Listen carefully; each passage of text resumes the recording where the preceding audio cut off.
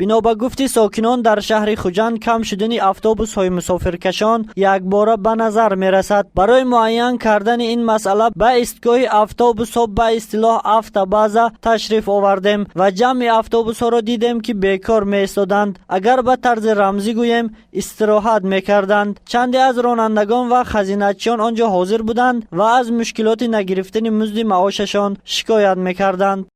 yanvar, fevral, mart sonrası sevmez yoksa öyle durmaya koşuna 5 yıl olmuş. چی خوردی؟ Tane bir mevzudan. Hava parada klima.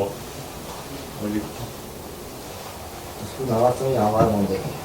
Fasle ne Ve derovadaki Fasle ne moyu oktября dotku.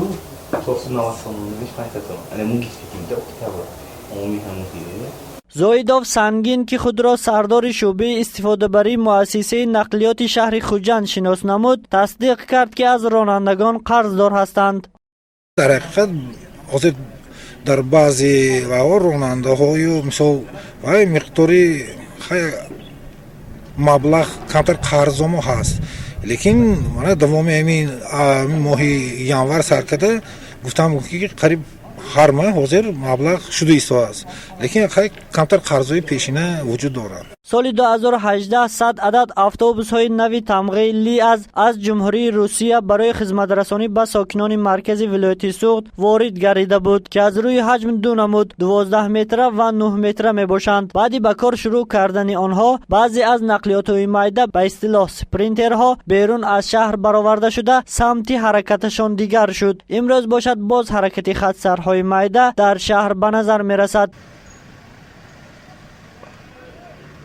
خدمت رسانی با اتوبوس حالا در شهر یکی از واسطه نقلیات مسافرکش اساسی محسوب می شود و از روی نقشه نبرآمدن و یا کم گردیدن اتوبوس ها مردم را با مشکلی های زیاد مواجه می کند. پس از به استفاده دادن اتوبوس ها مردم اندیشه داشتند که مشکلات نارسایی نقلیات مسافرکش برطرف می گردد، اما با گذشت چند سال بعضی اتوبوس ها با شکایت رانندگانش در خط سیر نیستند. مسئولین گفتند که از سبب اجرا کردن نتوانست نقشه بعضی رانندگان از کار رفتند.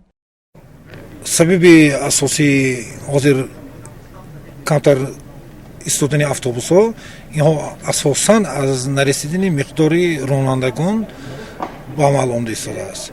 چون که از سبب ممکن در کوچه زیاد شدن مقداری اتوبوس های مثل خردهج سپرینترها با همون کاری اتوبوس ها مثل علاقه خلل بسیار رسانده ایستادند.